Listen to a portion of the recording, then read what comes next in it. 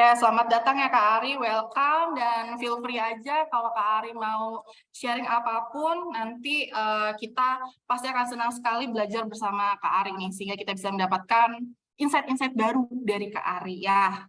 Kita bisa Ya, mulai ini berarti Kak Ari sudah siap lahir dan batin? insya Allah siap. Ya. Nah, syukurlah. Nah, untuk waktu dan tempat saya persilakan kepada Kak Ari ya. Silakan Kak Ari. Oke, sip. Kita bisa mulai aja ya, Kak Krisna ya. Siap, siap. Sip. Jadi Silakan Kak Ari. ya terima kasih banyak. Ini teman-teman dari Bintang 7, Sobat Jos ya. Hari ini saya diberikan kesempatan untuk berbagi terkait tentang apa itu toksik. Ya, apa itu toksik di tempat kerja. Tapi hari ini saya ingin lebih fokus lagi bagaimana kita mendetoks. Ya, gimana kita mengenali toksik itu apa, lalu kita detox ya. Oh, ini kan bahasanya sangat lumrah ya. Detox itu mengeluarkan racun-racun dalam tubuh. Nah, kalau di tempat kerja, gimana caranya kita mengeluarkan racun-racun di tempat kerja? Untuk memulai topik hari ini, Kak Krisna, saya punya satu pertanyaan nih. Kalau di sini kan ada madu ya. Setuju ya, ini Ya, madu ya. Nah, boleh silakan maju. ketik di kolom chat siapa yang suka makan madu. Oke, wow banyak ya. Oke, berarti kalau saya bisa simpulkan nih banyak sekali yang mengetik kata satu atau tadi menyebutkan saya, artinya Suka. suka ya madu ya. Mm. Kenapa ya? Boleh nggak sharing nih? Kenapa alasannya suka makan madu? Apa sih enaknya madu atau apa sih khasiatnya madu? Boleh diketik di kolom chat. Apa alasan teman-teman ini suka mengkonsumsi madu? Manis sehat, manis kayak dia. Menambah stamina. Wow, ini Pak Astato ya. Bu Astato nih ya. Meningkatkan vitalitas. Wah, ini Pak Peter luar biasa. Ngeri banget ini Peter. Obat awet muda. Oke. Eh. Oke. Wah, luar biasa sekali. Tepuk tangan dulu dong kita semua ya. Semuanya pada Uh, sehat-sehat nih Sobat Jos nih pada Mantap. mengkonsumsi madu ya. Tapi apakah madu itu selalu sehat? Nah, ini dia nih. Saya mau share. Ada dua kasus nih yang tadi bilang katanya bikin sehat ya, tapi ternyata ada temuan di Jepang itu bayi 6 bulan meninggal dunia karena makan madu, diberikan madu. Katanya madu itu sehat ya. Katanya madu itu enak ya, manis apalagi rasanya ya menarik gitu ya. Di sisi lain juga yang tadi itu untuk vitalitas, stamina ternyata ada di Turki yang sampai meninggal loh. Ya masuk UGD pasiennya gara-gara mengkonsumsi madu. Ya disebut madu gila gitu ya untuk menambah stamina. Ini dia ya, kok bisa yang katanya madu itu sehat, memberikan manfaat ya, membangun stamina, memberikan vitalitas, kok ternyata ada beberapa kasus-kasus yang itu disebabkan oleh madu. Menarik ya. Jadi hati-hati ketika kita merasa, wah ini enak, wah ini berkhasiat, wah ini memberikan vitalitas, stamina yang luar biasa, tapi jangan lupa sesuatu yang berlebihan di luar dosisnya dan diberikan bukan pada orang yang tepat, nah ini bisa menjadi toksik. Jadi ternyata kalau kita mengkonsumsi madu secara sewajarnya ya, itu bisa saja sehat. Tapi kalau kita kelupaan, lagi sakit, ayo kita doping madu, banyakin madunya. Belum tentu kita akan lebih cepat sembuh ya. Harus sesuai dengan dosis. Ya. Inilah yang disebut toksik. Saya ajak analoginya ke dalam madu ini. Sama, dalam lingkungan kerja kita juga, hal-hal yang menurut kita baik, ya, hal-hal yang menurut kita sudah benar, hal-hal yang sudah diamini oleh semua orang, ya, seolah-olah itu adalah hal yang bagus, yang baik, yang sewajarnya. Tapi ingat, ketika itu salah diberikan kepada orang atau salah dosisnya, targetnya juga salah, ini bisa menjadi yang namanya toksik ya. Nah, dampaknya apa? Terjadi yang namanya bullying. Ini salah satu contoh jokes. Nah, ini ya jokes ya. Misalnya, wah jokesnya apa? Biasanya nih kalau dalam satu kelompok nih suka ada satu yang jadi the clown. Ya, clown itu apa? Badutnya lah ya yang memang suka jadi pemeriah gitu ya. Yang hura-huranya gitu. Mungkin itu fun for everyone, mungkin menyenangkan. Tapi kalau berulang-ulang tiba-tiba ketika dia tidak ada tetap diomongin, ya kan?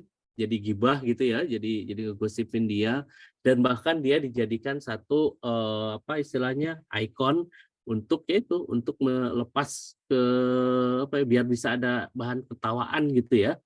Awalnya mungkin bisa diterima kalau sekali, lama-lama ini bisa jadi masuk ke bullying, ya hati-hati.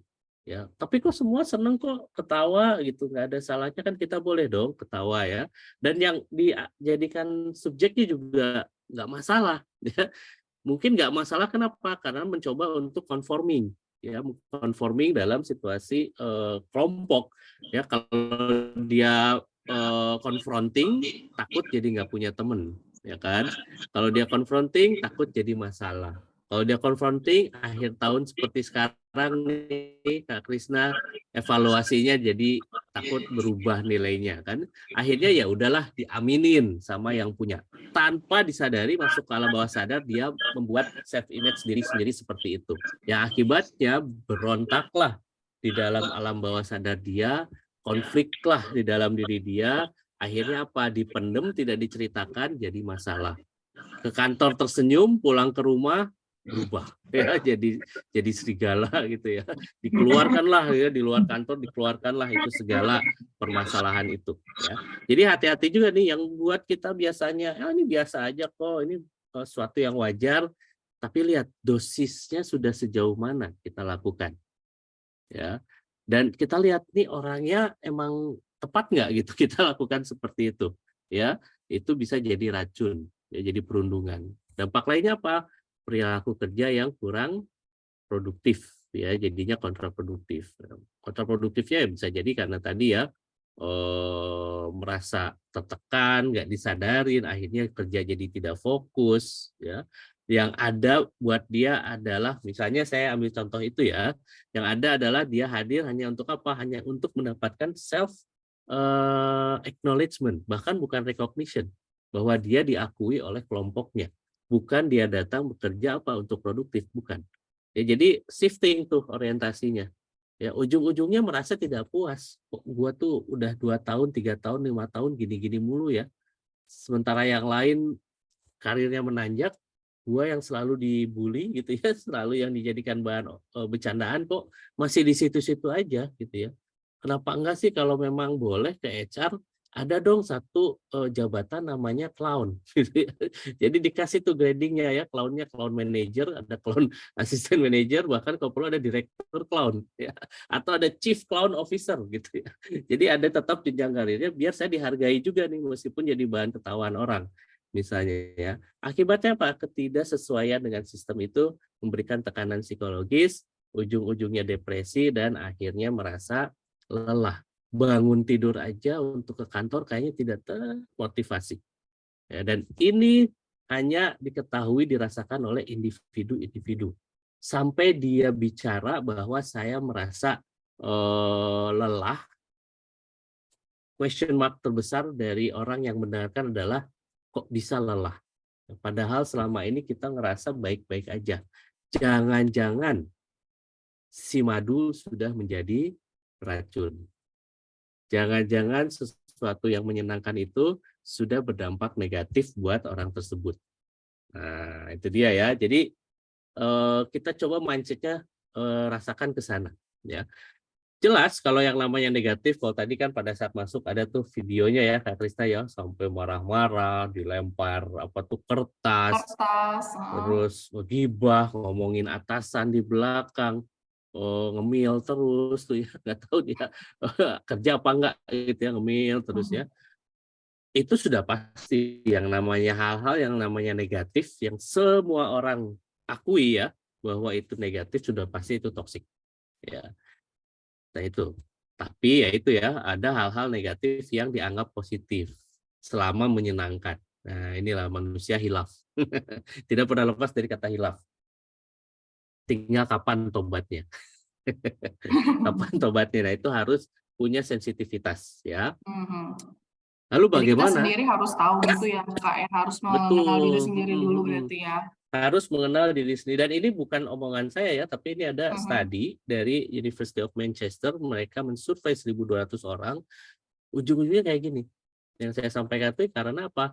Awalnya mereka fun karena tuntutan apa istilahnya tuh aspirasi ya, dia pingin bekerja, tuntutan ekonomi, pingin bekerja, jadi oke lah nerimo gitu ya, mau diapain, mau di ospek juga nerimo gitu ya. Tapi pada akhirnya ada value-value yang bertentangan. Saya kasih cerita, saya pun pernah melakukan Kak Krisna. Jadi di kantor lama saya, di salah satu kantor lama saya hire anak buah saya kan, asisten manajer lah. Itu kawan lama saya bahkan. Jadi saya pernah kenal, ketemu lah di suatu acara, kenalan, kita berteman, lalu kita lost kontak karena dia harus kerja offsite ya di Kalimantan sana. Dan ketika dia kembali ke Jakarta kontak saya bilang, oh kebetulan nih saya lagi ada lowongan. Tuh, masukin CV, oke. Untuk fair, bukan saya yang interview, jadi saya yang interview orang lain. Dan ternyata orang lain, oke bagus anak ini, fighting spiritnya oke, great. Gitu. Terima ya, bukan KKN ya, oke aman, terima. Tapi selama probation, dia tidak seperti yang diharapkan kinerjanya. Ya, awalnya semangat, 1 bulan pertama semangat. 1 bulan kedua mulai jarang ngobrol. Yang biasanya ngobrol karena kawan lama, bulan kedua mulai jarang ngobrol. Di bulan ketiga dia mulai sering terlambat dan ngantukan. Wah ini kenapa nih? Saya tanya ngobrol, ajak ngobrol, ya dia bicara ya ini penyesuaian, ritmenya beda. Ketika di Kalimantan dengan di Jakarta ritmenya beda. Saya juga harus jaga orang tua katanya. Jadi too many things ya, personally, oke, bisa diterima. Nah ternyata behavior-nya dia itu dijadikan bahan guyonan oleh teman-teman lain di unit kita gitu. Awalnya sih fine gitu ya. Lama-lama dia merasa gua tuh asisten manajer loh kok tapi diperlakukannya jadi kayak badut gitu ya. Dijadiin bahan apa obrolan di meeting, jadi bahan bercandaan gitu ya. Kalau ada apa-apa selalu dia yang dijadikan ikonnya. Gitu. Dia merasa mulai nggak nyaman. Ya, dia nggak cerita tapi saya bisa melihat gitu, oh ini ternyata ada sesuatu nih. Terus saya ngobrol gimana ini oke. Satu hal yang bisa kita sepakati adalah karena dia baru 2 bulan, oke saya mencoba menyesuaikan diri dengan budaya di sini ya, culture anak-anak di sini seperti ini, saya coba menyesuaikan. Oke, let me know kalau memang tidak sesuai ya.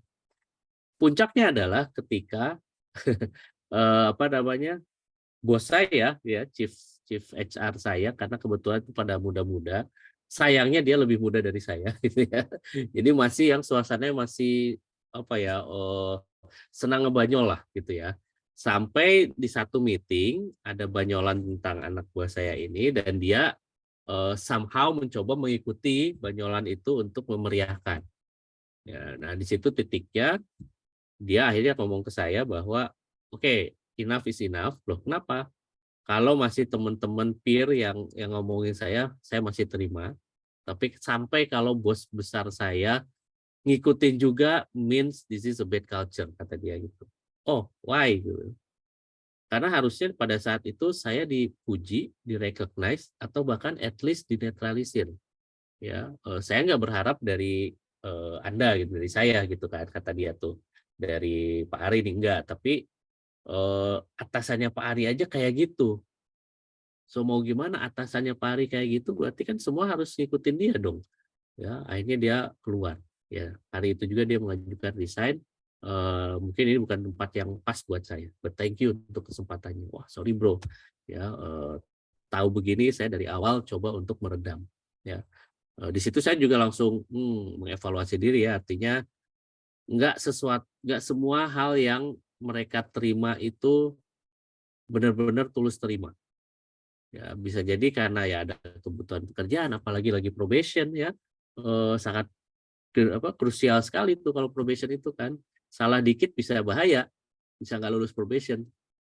Ternyata kondisi itu saya luput. Ya, empati saya kurang bekerja dengan baik pada saat itu. Dari situ saya belajar, nah mulailah saya coba sampaikan ya budaya yang namanya yuk enough is enough gitu. Ngejokes boleh, tapi that's it. Ya, setidaknya jangan keterusan, jangan jadi sebuah ikon seperti kejadian ini. Nah, apa yang terjadi? Dia resign. Ya, alhamdulillah dia cepat keterima kerja yang lain dan karirnya lebih meningkat. Ya, ya mungkin jalannya ya sudah jalannya tuh Kak Krista ya. Nah, itulah dampak dari yang awalnya madu buat semua orang, tapi lama-lama jadi toksik buat satu orang. Dan ketika satu orang itu kena toksik, toksik itu menyebar. Ya, akhirnya semua orang jadi merasa jadi speak up tuh ketika itu terjadi, akhirnya berubahlah budaya di sana. Orang yang awalnya diam-diam akhirnya ngomong bahwa saya ngerasa nggak apa namanya nggak diperlakukan dengan baik. Kita bikin komite, akhirnya kita bikin grievance komite ya untuk pengaduan dan lain-lain. Ternyata banyak sayangnya ya. Dari situlah kita bangun budaya baru, ya budaya rekognisi instead of making jokes ya, seperti itu. Karena waktu itu startup ya, model-model startup jadi masih pada muda, baru, semuanya serba lepas gitu ya. Nah, akhirnya kita bikin budaya baru di situ. Inilah akibatnya kalau kita luput untuk punya sensitivitas sejauh mana dosis yang kita berikan dan kepada siapa kita berikannya. Nah, pertanyaannya adalah apakah itu terjadi di bintang 7? Mudah-mudahan tidak. Ya, jangan sampai ya. Nah, ini yang perlu kita pahami. Karena ketika itu menjadi toksik, ada 3 hal ya disebut sebagai toxic triangle. Ini kata si Padilla ini ya, bukan Budila dia, Padilla namanya. Sesuatu yang dikatakan toksik kalau tiga-tiganya ini saling mendukung. Pertama apa? Adanya destructive leaders. Pemimpin yang destruktif. Destruktif itu mengganggu gitu ya, merusak gitu ya. Ciri-cirinya apa? Destructive leader. Mohon maaf kalau ada ciri-ciri di sini ya. Jangan terlalu diterima secara literally gitu ya. Tapi ini gambarannya kurang lebih seperti ini. Orangnya berkarisma. Nah, hati-hati, karisma itu kadang bagus, kadang tidak. Karisma tanpa etika bisa jadi toxic, ya, destructive leaders. Karisma tanpa etika, apa itu maksudnya? Dia punya karisma, cukup diam, cukup memandang, cukup berdiri aja, semua orang merasakan energi kekarismaannya dan semua orang segan, ya. Tapi kalau tidak dengan etika, dalam arti apa? Menyalahgunakan jabatan, bahaya. Ya, itu menjadi destructive leaders. Narsis, ya, saat ini siapa sih yang nggak narsis ya? Dikit-dikit posting selfie, foto. Pengertian narsis di sini adalah ketika segala-galanya harus tentang dia, ya, dan akhirnya lupa untuk merekognisi orang lain, ya. Dia yang dapat panggungnya, dia nggak ngasih juga ucapan terima kasih sama anak buahnya, misalnya yang membantu dia. Jadi pokoknya ini panggung saya, spotlight-nya di saya. That's narcissism. Dan itu juga bagian dari destructive leaders. Ideology of hate, maksudnya apa? Menilai seseorang itu berdasarkan like and dislike. Jadi ada yang suka, ada yang tidak dia suka.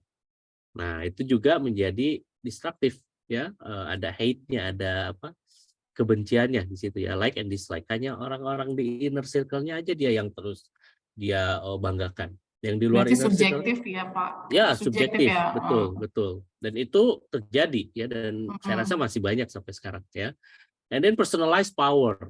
Ya, kekuatan yang dipersonalisasi tadi, menyalahgunakan kekuatan untuk kepentingan pribadi dan sudah pasti negatif tim. Segala-galanya dia pikirkan secara negatif. Hal-hal negatif sudah pasti itu destruktif. Ya. Kalau cuma ada destructive leaders ini belum tentu jadi toksik. Kenapa? Karena ya sudah teridentifikasi, bisa diatasi segera mungkin. Itu akan menjadi toksik kalau didukung oleh kedua hal yang di bawahnya nih, Mbak Krisna ya. Ada susceptible followers. Jadi nggak cuma leadersnya, followersnya juga mengamini. Ya, ada conformer. Ya. Kenapa dia mengamini? Karena ada kebutuhan yang tidak terpenuhi, yang belum terpenuhi. Seperti tadi ya, karena mungkin butuh gaji, kerja bulanan, butuh naik pangkat, ya, promosi, akhirnya dia conforming, mengamini. Ya, mengamini perilaku destructive leaders tersebut ya, atau memang secara maturity belum sampai ya, belum matang gitu ya, masih muda, masih senangnya hahihi gitu ya. Yang penting seru-seruan. Itu pertama yang conformer atau yang colluder. Colluder itu yang terlalu berambisi. Ya, terlalu berambisi, ambition. Dia punya ambisi, jadi sorry ini agak-agak songong nih orangnya gitu ya. Karena dia ngerasa I'm the Superman here. Ya, followersnya gitu ya.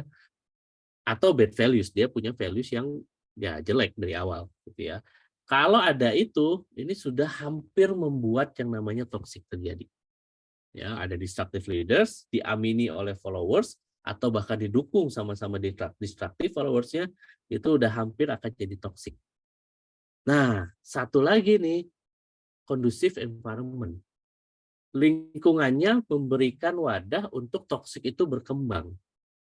Seperti apa? Lingkungan yang instability, misalnya bisnisnya lagi up and down, ya udah kayak kemarin tuh pandemik ya, semua bisnis menurun, nggak jelas, banyak PHK dan lain-lain, kan menjadi unstable ya, tidak apa istilah itu ya, nggak jelas nih perusahaannya akan survive atau tidak. Itu akan membuat banyak apa namanya trigger yang akibatnya toxic bisa berkembang ya. Perceived threat gitu ya. Perceived threat itu apa? Segala sesuatu dianggap sebagai ancaman. Ya, ancaman terima. Jadi apapun di dalam environment itu sangat berhati-hati karena takutnya kompetitor mencuri ide kita. Ya, takutnya ini seperti ini, takutnya itu, banyak takutan. Segala sesuatunya dianggap sebagai sebuah ancaman. Secara environment seperti itu akan memancing juga toxic. Ya, dan terakhir cultural values. Values budaya-budaya yang berlangsung di sana ya tidak sesuai. Ya, contoh gampangnya seperti Uber. Ya, masih ingat ya, ada aplikasi yang namanya Uber ya. Dulu bersaing tuh sama Gojek sama Grab. Sekarang udah entah kemana itu hilang ya. Apa yang terjadi? Ini semuanya ada. Ya, CEO-nya juga destruktif, ya, mengakibatkan jajaran-jajaran di bawahnya juga melakukan perilaku-perilaku destruktif, ya, ada harassment, ada yang lain-lain gitu ya. Bahkan secara environment, secara culture itu dibiarkan seperti itu. Yang saya pelajari, saya pahami dari kisahnya Uber adalah ya di sana pun karena bosnya seperti itu, jadi membiarkan anak buahnya juga melakukan hal yang semena-mena. Akibatnya apa? Banyak kasus-kasus yang diajukan terkait dengan apa? Pelecehan terhadap ini ya, apa pelanggannya mereka oleh para supir. Coba. Supir jauh banget dari CEO ya, tapi karena itu dibiarkan, culture-nya terbawa sampai ke para supir, supirnya melakukan wajar, akhirnya para dewan apa namanya shareholders-nya akhirnya menutup investasi ke Uber dan meminta pemecatan CEO dan beberapa orang-orang yang ada di dalamnya. Nah, itulah gambaran ketika yang namanya sebuah tempat kerja itu sangat toksik. Ya, ingat ya, ada 3 ya, ada destruktif, ada follower, ada leadersnya, ada followersnya, dan ada lingkungannya. Nah, tadi ada pertanyaan, gimana sih cara mengidentifikasi? Tadi siapa yang Kamboja apa Cempaka tadi? tadi, Cempaka yang nanya. Oh, Nah, Cempaka. Nah, yuk kita identifikasi. ya. Nah, Markipol. Nah, saya nomor 1 dulu mungkin ya. Nomor 1. Apakah Anda merasa selalu benar?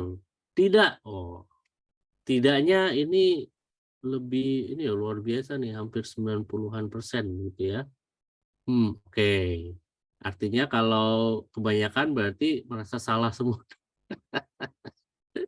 Tidak merasa selalu benar. Artinya ada ini ya, open discussion gitu ya untuk selalu menerima feedback. Great, thank you. Berikutnya, Anda terkadang takut untuk salah? Iya. Nah ini menarik nih ya. Takut untuk salahnya besar sekali ya dibandingkan dengan yang tidak takut untuk salah. Tadi merasa benarnya sedikit ya, tapi banyaknya yang takut untuk salah. Nah, sudah bisa melihat ya, ada pola nih ya, kelihatan nih. Next, fokus untuk menutupi kekurangan Anda sendiri. Tuh. Masih berlangsung. Oke, wah hampir imbang. Hampir imbang. Kebanyakannya tidak.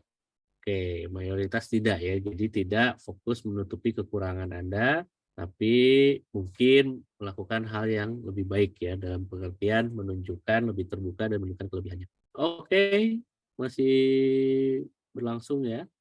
Sip, next. Apakah Anda punya karyawan-karyawan yang yes man? Atau teman-temannya atau Anda sendiri merasa orangnya yes man gitu. Artinya apa ya? Iya iya aja gitu. Disuruh ini iya, disuruh itu iya, nggak disuruh iya. Oke. Oke. Jadi kebanyakannya iya nih ya. Kalau lihat polanya nih. Oke. Jadi tadi tidak merasa selalu benar, takut salah ya, kebanyakan takut salah. And then sekarang kebanyakannya yes man ya. Udah takut salah, yang penting iya aja dulu gitu ya. Oke, terakhir, Anda merasa berkuasa jika ada yang meminta bantuan atau insight dari Anda?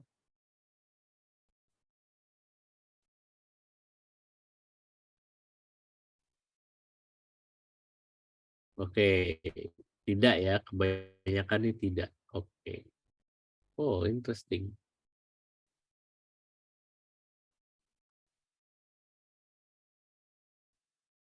Oke, kurang lebih kebanyakan tidak ya. Berarti tidak merasa berkuasa kalau ada orang yang minta bantuan terhadap Anda. Artinya apa? Artinya tidak seolah-olah, ih gue dibutuhin banget gitu ya, nggak kayak gitu ya. Oke, great, great, great, great. Nah, saya tanya Kak Krisna nih, Kak Krisna. Iya, Kak Ari. Nah, lihat data tadi, ada pola. Bagaimana menyimpulkannya nih? Kalau saya nyimpulin sih di orang-orang di bintang 7 ini masih takut-takut Takut salah ya. Jadi iya-iya salah. aja. Iya, iya. Ya, baik-baik siap Pak ya. Hmm, Walaupun di hmm. dalamnya sebenarnya Ada menyimpan luka luka. mungkin Ya. ya. Sip, terbayang ya dari polling kita yang sederhana aja kita sudah bisa melihat ya dan merefleksi ke diri sendiri. Sudah sejauh mana Anda memiliki toksik yang ada dalam diri Anda? Nah, itu ya. Pak, gimana? Orang atasannya sering marah-marah. Ya wajar saya takut salah gitu ya. Nah, saya kasih cara ini. Bagaimana mengatasi itu?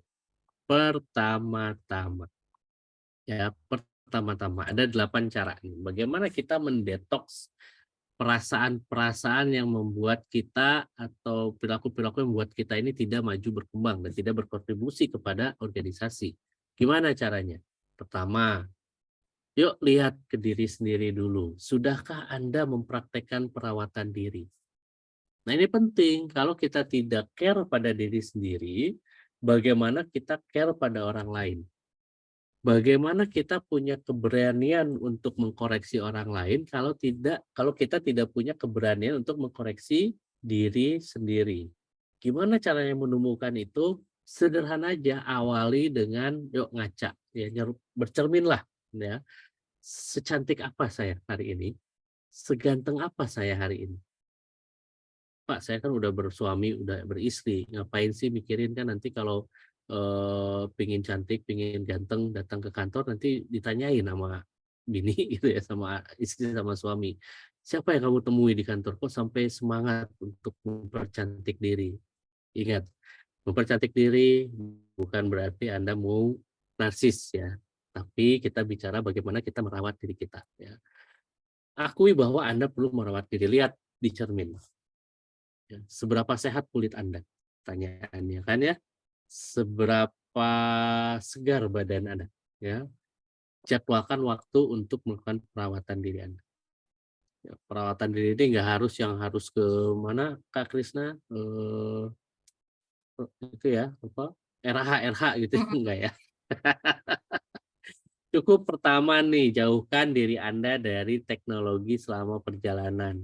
Contoh di kereta, buka handphone terus. ya, dilihat tuh. Coba stop, ya, jauhkan dulu dari teknologi, ya. Dan mulai minum air putih 8 gelas sehari. Ini kan praktek-praktek ringan yang memang bisa memberikan perawatan diri yang baik. Simple, ya. Mulai praktekkan perawatan diri. Kenapa? Kembali lagi, untuk kita bisa care ke orang lain, kita harus care ke diri kita sendiri. Ya kan? Caranya gimana? Ya simple. Itulah, minum aja dulu, minum air putih lah. 8 gelas sehari itu udah oke gitu ya. Ini pertama. Nah, yang kedua, coba mulai berkolaborasi. Tidak hanya bekerja sama, tapi berkolaborasi. Untuk apa? Untuk kita punya informasi lebih banyak, untuk kita punya apa ya, belajar dari orang lain, ya, untuk bisa apa namanya, dapat insight-insight yang akhirnya kita bisa memberikan keputusan-keputusan yang baik. Ya, jadi jangan ditelan sendiri ya, Mbak Krisna ya, kayak tadi kan ada masalah ditelan sendiri, dipikir sendiri, mau diomongin nggak bisa karena takut salah, Takut ya, ya kan. Oh, ya akhirnya udah, dipendam jadi akhirnya jerawat dipendam ya. jadi jerawat. Terus udah mah lupa praktik ya, apa merawat diri, jadi jerawatnya makin kotor gitu ya. Mm-mm. Waduh, itu kan sayang sekali ya. Anugerah yang diberikan Ya, oleh Tuhan ini tidak dirawat sebaik-baiknya.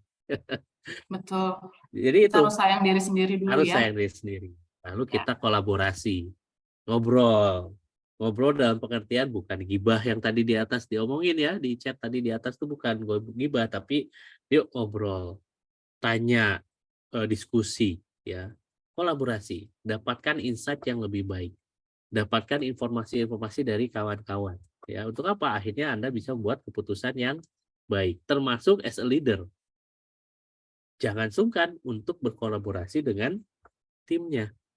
Tanyakan, saya punya ini nih, apa namanya, target sekian. Awalnya saya pikir begini, begini, begini. Menurut teman-teman gimana? Tanyakan dulu. Siapa tahu teman-teman timnya itu punya ide yang lebih brilian. Ya, jadi dibuka tuh space untuk teman-teman di tim speak up, ngomong. Dan ketika mereka ngasih ide, jangan langsung ditolak, ya. Tanyakan lagi, oh menarik. So, kalau itu dijadikan, pakai gunakan what if gitu ya. What if? Kalau itu dilakukan, seperti apa? Ajak untuk mereka menganalisa. Nah, analytical thinking-nya ya. Ajak. Nah, setelah muncul analytical thinking, tanya lagi. Kalau ini lu lakukan, loh, apes deh gue yang ngasih ide, gue yang ngerjain jadinya ya, gitu. Nah, nggak apa-apa ya, as a leader you have the rights ya. Kalau itu dilakukan, seberapa ini bisa tercapai, seberapa cepat ini bisa tercapai. Kan what if ya, belum tentu dia yang lakuin. Gitu. Wah kak, oh kurang yakin kak gitu ya. Oke, yang lain gimana gitu. Jadi kita bagi peran itu ya, diskusi. Gunakan what if diskusinya ya, what if ini, what if ini. Artinya apa? Dengan kita what if, kita tidak langsung merasa straightforward nyuruh orang. Lu kerjain ini ya, enggak gitu. Tapi teman-teman kumpul ya, ini ada kondisi seperti ini, apa yang harus kita lakukan nih? Kalau ini terjadi, what if, ya kan? Kalau ini terjadi, gimana yang mesti dilakukan di lapangan? Kalau ini yang kalian lakukan, seberapa cepat ini bisa diselesaikan? Nah, ini untuk memancing akuntabilitas tadi, ya, dan confidence-nya tadi ya. Itu penting ya. Jadi teman-teman yang punya posisi leaders bisa mulai membudayakan ngobrol what if. Ya. Dan konklusinya nanti setelah selesai ngobrol, jangan ngegantung juga. Ya, jangan cuman oh gitu, oke, thank you ya. Balik lagi ke keputusan Anda. Enggak juga, tapi conclude. Seberapa ide-ide ini bisa relevan dilakukan. Kalau ternyata, wah tapi kita nggak ada duitnya nih, budgetnya ke sana gitu ya, nggak cukup. Ya discuss lagi atau ya sudah, thank you ya ide-idenya, kita coba telaah, tapi sementara kita jalanin dulu yang udah ada nih. Sambil kita matengin lagi. Itu kan lebih enak ya daripada ini nggak bagus idenya. Udah ide gua aja. Nah, jadi selalu kita rekognisi, apresiasi. Buat apapun yang mereka munculkan itu jadi sesuatu yang kita hargai ke mereka, ya. Yang kedua, kolaborasi. Ketiga, hargai orang lain tanpa kecuali. Belajar menghargai orang lain. Caranya gimana? Cobalah Anda menyapa petugas OB dengan cara yang sama Anda menyapa CEO Anda. Coba. Pernah nggak? Kalau ketemu CEO, Mbak Krisna gimana tuh? Kalau ketemu CEO tiba-tiba di lift gitu ya, ketemu CEO. Nyapanya gimana? Pagi, Pak. Pagi, Kayak Pak. biasa. Kayak biasa ya, oke.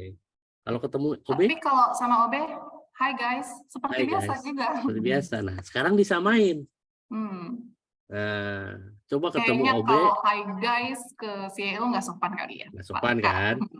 Coba sapa OB dengan cara Mbak Krisna nyapa. Pagi, Pak, ya kan? Sebutlah nama OB-nya, coba. Akan terasa beda, ya. Akan terasa beda. Dan di situ kita semua akan belajar bagaimana, menghargai orang lain tuh ya nggak harus dipilah-pilah. Ya kan? Jangan karena dia OB ngerasa kita lebih akrab, hey guys gitu ya. Mungkin menyenangkan buat dia, wah akrab asik ya, tapi bisa jadi dia juga ada perasaan ya dia tahu diri dia OB gitu ya, udah cukup lah disapa. Bahkan yang lainnya nggak pernah nyapa dia gitu ya, udah senang udah ada yang nyapa. Apalagi disapanya dengan niatan yang sama dengan kita menyapa seorang CEO. Coba. Apalagi dalam satu lift. Ada CEO, ada OB. Dua-duanya disapa dengan cara yang sama. Coba, gimana perasaan si OB itu? Berbunga-bunga. Berbunga-bunga kan? Udah pahala tuh. Udah dapat pahala tuh ya. Beda ya. Dan sekarang posisikan Anda sebagai seorang si OB itu bagaimana kalau orang lain menyapa Anda sebagaimana halnya mereka menyapa CEO. Itu semua muncul ya, Kamboja, cempaka, mawar, melati, anggrek, apalagi tuh bunganya semua ada, berbunga-bunga semua ya Kak Krisna ya. Oke, dan semakin sering kita lakukan maka semakin kita terbiasa menghargai orang lain. Ya. Kenapa menghargai orang lain tanpa terkecuali? Kaitannya yang tadi, ketika tim Anda memberikan ide, Anda udah nggak canggung untuk menghargai ide tersebut, ya kan? Sama Anda ketika menghargai atasan Anda atau CEO ketika memberikan maaf, memberikan yang namanya sebuah ide ya. Ini yang ketiga. Yang keempat, tidak semua punya cara yang sama dalam berkomunikasi, ya kan? Ada orang yang sifatnya verbal, senangnya itu ya harus ngomong, harus ketemuan. Ya, maka komunikasikanlah dengan cara yang sesuai dengan orang tersebut. Ya. Update dia, yuk meeting ya. Kalau mau mengupdate yuk kita meeting, ngobrol. Atau mau sesuatu disampaikan dalam satu ruangan hanya beda bilik gitu ya. Kalau orangnya verbal ya datangin aja. Karena orangnya seneng untuk ngobrol langsung didatengin. Ya, jangan pakai WhatsApp, jangan pakai email padahal jaraknya cuma 10 langkah. Ya, nggak apa-apa lah untuk merawat diri ya, sedikit membakar kalori kita jalan 10 langkah. Bolak-balik 20 langkah. Ya, lumayan ya. Udah ada kalori terbakar. Beda kalau memang orangnya adalah tipe ya komunikator tulis, yang senangnya memang lewat email, lewat WhatsApp. Kalau didatengin malah jadi insecure. Ya merasa, ada apa ini? Nah, kita harus paham, ya wis, email aja WhatsApp. Meskipun cuma 2 langkah atau cuma di depannya, tapi kalau ditanya verbal dia merasa nggak nyaman, it's okay. Ya, bisa WhatsApp, bisa email. Kita harus pahami cara orang lain berkomunikasi. Untuk apa? Menghargai lagi. Ya, keperbedaan orang-orang ini. Diversity-nya ada di diversity kita hargai. Ya. Nah, Dan itu gimana cara taunya tuh kalau misalnya nih orang senang verbal sama senang mm, tulis nih? ya kalau ketemu 1 hari 2 hari memang belum ketahuan ya. Tapi Hmm. saya rasa kalau udah bertahun-tahun, berbulan-bulan ya, itu bisa kelihatan. Lihat dari Oke. habitnya aja. Kalau tipe orangnya sering, kita lihatnya dari dianya aja. Kalau dia orangnya Mhm. lebih sering ngomong, berarti memang dia tipe verbal. Ya kan, dalam meeting dia lebih seneng tatap mata gitu ya, eye contact-nya jalan, berarti dia tipe verbal Hmm. gitu. Tapi kalau dia misalnya berhubungan dengan kita lebih seringnya pakai WhatsApp, WhatsApp. email, berarti memang dia tipenya tipe tulis Hmm. gitu. Ya, kita responnya dengan hal yang sama ya. Tapi harus seperti itu nggak?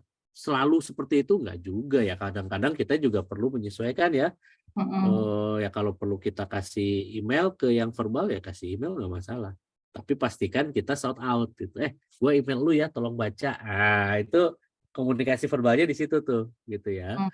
Ya. Atau sebaliknya yang tulis nih kita omongin, ya kan? Nanti begini-begini ya, ada suatu begini-begini gitu. Nah, terus kita poin lagi gitu, chat lagi tuh, post tuh. Yang tadi gue omongin kurang lebih kayak gitu ya. Let me know kalau lu ada pertanyaan gitu. Jadi japri personal itu kita lakukan. Jadi enak tuh komunikasinya, tetap kita balancing ya. Kelima, ini nggak tahu nih apa paling sulit atau enggak ya, berkata jujur. Ya, pengertiannya apa? Jangan kita mengesampingkan sebagian informasi. Jadi kalau ada apa-apa sampaikan aja sepenuh-penuhnya. Ya, biar informasi didapat sebanyak-banyaknya, mereka pun kita ajak untuk akhirnya bisa melihat perspektif secara keseluruhan. Ya, kalau cuma setengah-setengah gitu ya. Oke guys, target kita adalah 20% ya dalam 2 minggu ini dari target 80% dalam 1 bulan ya. Oke, bisa ya dilakukan ya. Oke, kita tunggu ya. Nah, itu kan cuma target doang. Ya. Hal-hal di balik itu nggak ketahuan tuh. Beda kalau misalnya, oke target kita 20% ya. Kenapa kita kejar 20% nih? Biar kita nggak ngerasa nantinya di akhir bulan keteteran karena belum kecapai banyak. Jadi kita bagi dari 80% 1 bulan, kita bagi setiap minggunya 20%. Nah, first ada alasan. Kedua, leads-nya enak nih, data-datanya enak atau prosesnya enak kalau kita lakukan selama mingguan ya. Jadi ada informasi tambahan karena kalau kita di pool di bulanan banyak leads atau data-data yang sudah usang nggak bisa dipakai gitu ya. Dan yang ketiga nih teman-teman ya, kenapa jadi mingguan 20%? Ini biar monitoringnya enak sejauh mana kita bisa catch up dengan target-target berikutnya. Jadi kasih alasan-alasannya. Enak ya, semua informasi disampaikan. Ya, cuman teman-teman satu syarat aja, budgetnya terbatas ya. Gitu, sampein juga. Ya, budgetnya kita cuman dapat sekian nih per minggu, jadi manfaatkan sebaik-baiknya. Jangan cuman, oke lanjutkan, bingung, budgetnya ada nggak apa enggak. Gitu ya. Katanya suruh ngejar 20%, tapi pas ngajuin budget ditolak. Ya, dari awal omongin budgetnya cuma sekian ya, jadi yuk kita optimalkan. Gitu ya.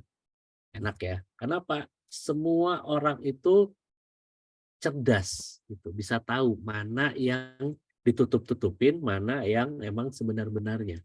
Jadi ya kita selalu berpikir bahwa yuk mereka adalah teman kita untuk berdiskusi, bekerja sama, berkolaborasi, bukan suruhan, ya eksekutor, bukan yang hanya untuk disuruh-disuruh-disuruhkan, tapi partnership ya. So, berkata jujur. Gampang apa enggak? Latihlah sendiri ya. Kalau terbiasa jujur menjadi gampang. Ya, dan yang terakhir, yang keenam nih, masih ada 2 lagi ya. Percaya pada orang sekitar Anda. Mulai percaya. Nah, ini bisa memunculkan confidence Anda yang lebih tinggi. Tadi kan banyak yang rasa takut salah karena confidence-nya rendah. Oh yes man, percaya bahwa kita teman yang nanti akan bantu gua. Percaya kalau Mbak Krista ini akan dibantuin sama Pak Randy di finance ya. Kalau lagi pengajuan minta duit misalnya atau reimburse atau apa gitu ya. Percaya aja ya. Kalau enggak foto-foto zaman di kosan nanti saya publish nih. Nah, itu blackmail ya, nggak boleh. Mbak Krista nggak boleh. Di-delete, Mbak. Itu masa lalu orang. Jadi percaya bahwa teman-teman sebelah kita ini hadir akan bisa bantu kita.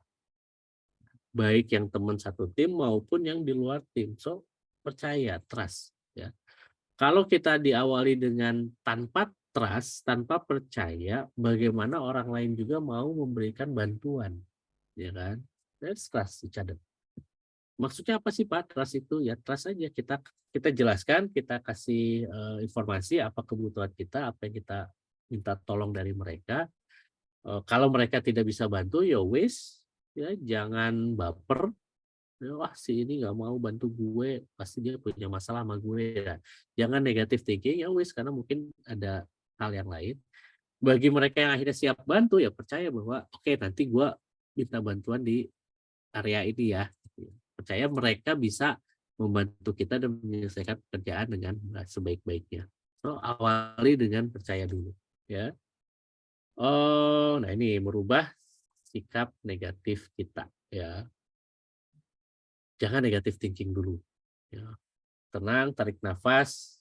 Kalau bingung, yuk kita minta bantuan orang lain. Ya, cari akar permasalahan dan solusinya, diskusi, ngobrol. Ya. Kalau perlu orang-orang yang kayaknya ini punya potensi sebagai leader nih, gitu ya, pemimpin baru nih, ajak ya, dan berdayakan ya untuk berkomunikasi dan berkolaborasi. Lu deh coba ke sana ngobrol, kali aja gitu ya, lu dapat informasi data-data yang enak nih ya. eh Mbak Krisna Mbak Krisna enak nih, ramah, ngomongnya bagus gitu ya. Boleh dong ngobrol-ngobrol sama CEO kita, cari tahu gitu ya. Nggak apa-apa, kita berdayakan ya. Dan selalu berpikir kalau setiap karyawan itu punya intensi terbaik dalam pekerjaannya. Mana ada orang yang mau kerja hanya untuk dibayar aja. Kalaupun ada, there's something wrong. Harus dibina budayanya, bukan orangnya, budayanya ya untuk bisa orientasi ke sana. Oke. Terakhir, jangan lupa rekognisi. Kasih pujian, minimal rekognisi itu ucapan terima kasih. Ya, ada bukunya Blanchard itu One Minute Manager. Cukup 1 menit aja kita datang ke orang tersebut, kita tanya apa yang sedang dilakukan, lalu tanya progresnya atau keberhasilan yang dia dapat apa saat itu, lalu kita apresiasi. Jadi rekognisi itu nggak sebatas hanya bilang good job.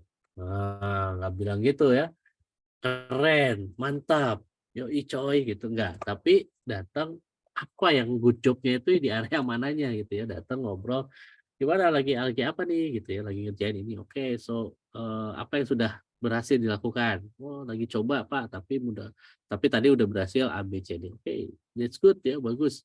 So you're on track ya. Carry on gitu ya. Nanti berapa hari kemudian datang lagi ngobrol lagi. Jadi gitu, cukup 1 menit tapi kita bisa merekognisi orang ya. Salah satunya melatih adalah yuk kita buat daftar nih sekarang orang-orang yang pernah membantu Anda dalam suatu pekerjaan dan berhasil ya. Lalu pikirkan kapan atau dengan cara apa Anda akan mengucapkan terima kasih kepada mereka ya. Dan gimana cara mengembangkan skill mereka. Karena kan bisa jadi kita dibantu oleh tim kita pikirannya ya mereka anak buah kok harusnya bantu kita. Nah, kita coba list, lalu kita lakukan entah apa itu ya caranya ya, tapi intinya adalah yuk ucapkan terima kasih, rekognisi dia, ya, dan bantu mereka mengembangkan skill mereka. Oke, itu 8 langkah bagaimana kita mendetoks diri kita ya untuk menciptakan lingkungan yang tanpa toksik ya. Lingkungan yang madunya itu ya selalu madu dalam takaran yang sewajar-wajarnya. Nah, kalau kesulitan, yang paling penting start with number one. Ya, praktekkan perawatan diri dulu deh. Ya, saya susah banget Pak merekognisi orang karena kayaknya kalau harus ngomong terima kasih tuh gimana gitu ya. Ya wis forget it. Saya tuh masih belum bisa percaya sama orang-orang sekitar Pak. Oke, forget it gitu. Saya mau menyapa OB tapi bingung kayak gimana. Karena saya belum pernah ketemu CEO, jadi nyapa CEO pun belum ada pengalaman. Jadi bingung Pak mau forget it. Ya. But let's start with number one. Ya, merawat diri. Masa sih merawat diri aja bingung ya? Nah, lalu Anda cari coach atau mentor. Cari orang lain yang bisa membantu kesulitan Anda. Ya, dan cari waktu untuk merefleksikan tipe kepemimpinan apa sih yang Anda inginkan. Ya, Anda kan takut salah ya. Jadi sebenarnya yang Anda inginkan yang seperti apa sih yang bikin Anda mau untuk bicara agar tidak takut salah? Yang seperti apa? Ya, 3 hal itu aja ya. Dan jika Anda para pemimpin yang punya anak buah dan merasa kalau tadi dari cita-citanya, oh ini kayaknya ngomongin gue nih, tapi jangan deh nanti gue negatif thinking nih sama tim gue yang nanya gitu ya. Padahal tadi kan anonim nih gitu ya, tapi ya udahlah anggap ini sebagai feedback. So what's next? Gimana seorang leader bisa melakukan detox yaitu dengan cara apa? Tanya ya, datang ke tim, mulai bertanya, what do you think about me? Apa pendapat kamu tentang saya? Apa pendapat kamu tentang unit kita? Apa pendapat kamu tentang cara kerja kita? Apa pendapat kamu tentang target kita ke depannya? Bertanya, ya. And then, menurut kamu apa jawaban terbaik untuk hal ini? What is the best answer to achieve this target? What is the best answer to solve this problem? Ya kan? Apa yang saya lakukan yang seharusnya tidak saya lakukan? Nah, ini pertanyaan yang sulit diucapkan ya. Bukan nanya apa yang harus dilakukan, tapi apa yang harus saya lakukan yang seharusnya tidak saya lakukan. Oh, ini kan feedback ya. Dan apa yang saya lakukan yang orang lain bisa lakukan. Dan terakhir, apa yang saya lakukan yang kamu ke tim bisa lakukan. Nah, ini bisa contek nih. Lakukanlah morning meeting ya, morning briefing, just to ask these questions. Untuk bertanya tentang time planning. Ya. Disinilah kita mulai mendetoks as a leader. Yang tadinya sering marah-marah. Kenapa? Karena memang bisa jadi leadernya marah-marah karena dapatkan asupan dari anak buahnya, dari timnya. Wong timnya takut salah, yes man, jadi manut aja. Akhirnya semuanya numpuk di atasan, jadi dia stres, ya kan? Bisa jadi atasan pun butuh teman-teman nih di timnya untuk bisa kasih dia masukan. Gimana Pak? Mereka takut salah ketika diomongin nggak? Ditanya ada ide nggak? What do you think? Pada diem. Apa pendapat kamu? Pada diem. Menurut kamu apa jawaban terbaik ini? Idem sebelah. Gitu ya. Oh, gimana Pak? Sabar, ya pelan-pelan. Ya, let's start with something simple. Ya, apa pendapat kamu gitu? Or try this one gitu. Apa hal yang menarik dari diri kamu, ya kan? Apa hal yang menarik di hari ini yang dilalui di sepanjang jalan. So make it light gitu ya, buat yang ringan-ringan, tapi untuk membuka conversation. Nah, barulah nanti kita bicara ke hal yang lain-lain yang ini, ya. Nah, terakhir, sebagai sebuah organisasi, kalau tadi kan dari diri sendiri ya, ada 8 langkah mendetoks diri sendiri, gimana caranya ada 8 hal. Ya. Lalu sebagai leader apa? Cukup satu hal, yaitu apa? Bertanya ya dengan tim. Make a conversation. Tapi sebagai sebuah organisasi, apa yang harus dilakukan untuk mendetoks? Ya? Sebagai 1 bintang 7, sederhana. Walk the talk. Jadi jargon-jargon yang ada di kantor-kantor di dinding-dinding kantornya bintang 7 tuh jangan jadi jargon aja ya, tapi tunjukkan ya oleh para leaders dari atas sampai bawah ya. Tunjukkan bahwa kalau di kita ini saya nggak tahu ada value apa di sana Mbak Krisna, Kak Krisna. Value kita sih sebenarnya udah keren banget sih Pancasrada nih Kak Ari. Ya, Panca, Pertama Pancasrada. Kita tadi yes. udah ngomong kan tentang percaya, nomor 1 percaya. Yaitu poin 1 Pancasrada kita tuh sudah trust is the glue of life. Gitu. Okay. Nah, Then, itu Pancasrada yang kedua, mindfulness is the foundation of our action. Jadi kita tuh memang harus nggak boleh mabok kali ya dalam setiap kita melakukan aksi-aksi kita gitu. yeah. Terus kita juga ada innovation is the key to our success. Ya kita bisa sukses kalau misalnya ada inovasi. Nah inovasi ini gimana kita bisa dapat ya? Tadi jangan cuma yes man lingkungannya. Betul, Gitu kan. betul. Terus yang keempat, saya lupa yang keempat ya. Strive to be the best. Kita selalu berusaha untuk kita selalu menjadi yang paling baik, yang terbaik dari setiap insan-insan teman-teman yang ada di Kalbe Group ini.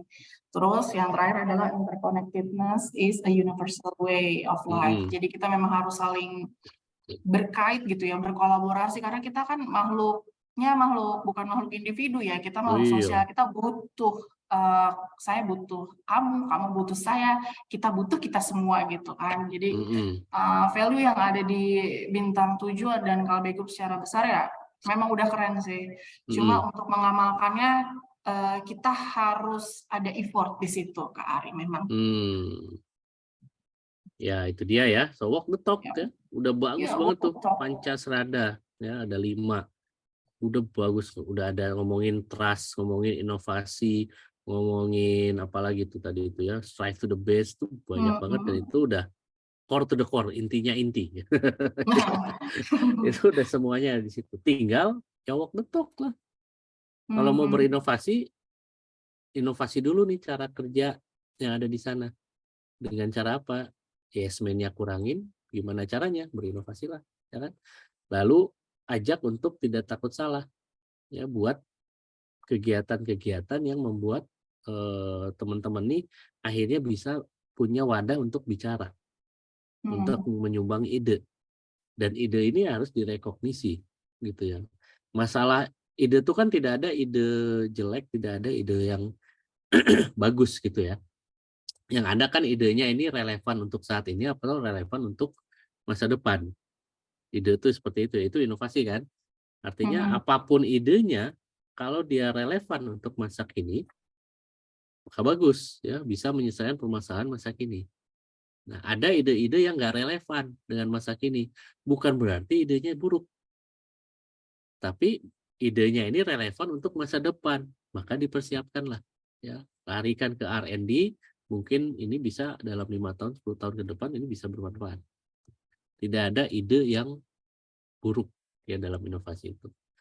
Trust, ya udah mulai tunjukkan trust-nya. Ya, walk the talk. Ya, jadi dalam organisasi juga ciptakanlah environment yang memang memberikan tadi ya kestabilitasan, suasana yang sangat encouraging ya, tidak berupa ancaman, dan pancasradanya itu benar-benar ditunjukkan ya oleh, biasanya sih top down ya, jadi dari atas ke bawah tuh harus menjalankan.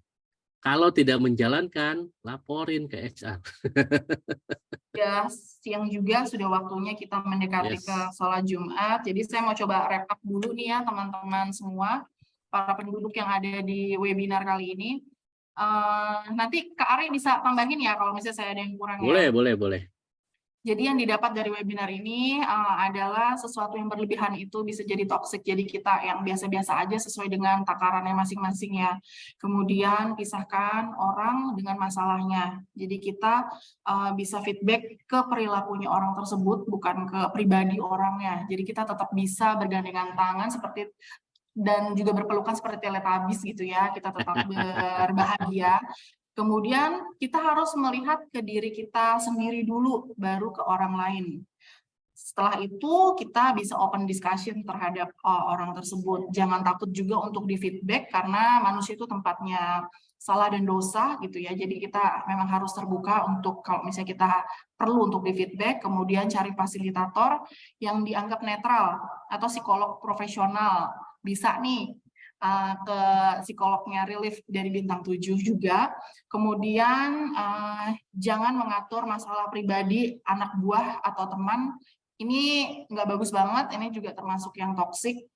Kemudian carilah coach atau mentor yang nggak ada hubungannya dengan pekerjaan ini, sama kayak tadi yang netral gitu, supaya kita bisa mengambil positif dan juga ketenangan dalam diri dan hidup ini gitu. Kemudian cari waktu untuk merefleksikan kita ini untuk yang pemimpin ya, kita ini tipe pemimpin seperti apa, dan kita juga harus bisa membaca tim kita nih supaya kita tepat untuk kita bersikap kepada tim kita dan juga rekan-rekan kita.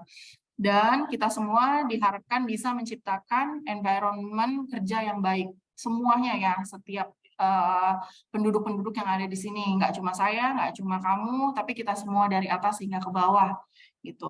Dan yang terakhir, jangan lupa me time. Kita harus bisa memanjakan diri ini supaya kita tetap berbahagia dan sehat ya rekan-rekan semua. Itu dari saya. Nah, kalau dari Kak Ari gimana? Ada yang mau disampaikan pesan-pesan apa untuk rekan-rekan yang ada di Bintang 7 ini, Kak? Silakan, Kak. Oke, mungkin 3 hal aja ya. Yang pertama adalah menambahkan dari yang Mbak Krista tadi udah wrap up. Tulis di satu kertas atau di kartu apapun, tulis di situ 3 huruf ini, SOS. SOS. Ya, simpan di meja kerja Anda. Pastikan itu unik ya tempatnya, dan kartu misalnya simpan di situ. Untuk apa? Mengingatkan bahwa enggak semuanya bisa kita selesaikan dengan sendiri. Ya, sometimes we still need help. SOS, cari bantuan. Ya, lihat kartu itu, and then ya carilah bantuan pada siapa tadi udah disampaikan ya, orang terdekat kita di keluarga, teman, ya, saudara, tetangga, atau tempat kerja kita, peer, atasan, mentor, ya, coach atau relief tadi, atau ya eksternal, ya, cari orang-orang yang memang bisa membantu Anda, gitu ya.